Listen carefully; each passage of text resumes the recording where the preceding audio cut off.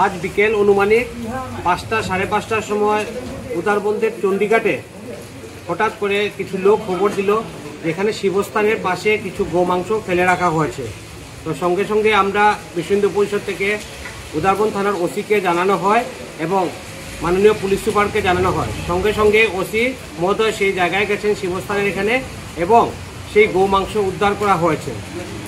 বিগত অনেক দিন ধরে আসামের বিভিন্ন জায়গায় যে গোমাংস নিয়ে তোলপাড় শুরু হয়েছে, সেই অবস্থায় আমাদের এখানে উদারবন্দের চণ্ডীঘাটে যেভাবে শিবস্থানের পাশে গোমাংস পাওয়া গেছে তার তীব্র ভাষায় বিশ্ব হিন্দু পরিষদ ধিক্কার এবং খণ্ডন করে।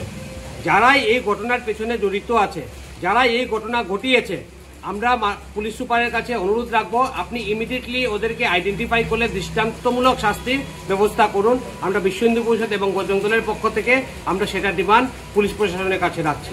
জয় শ্রীরাম।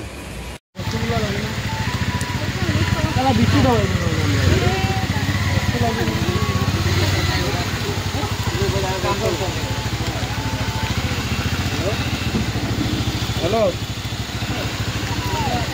হ্যাঁ তো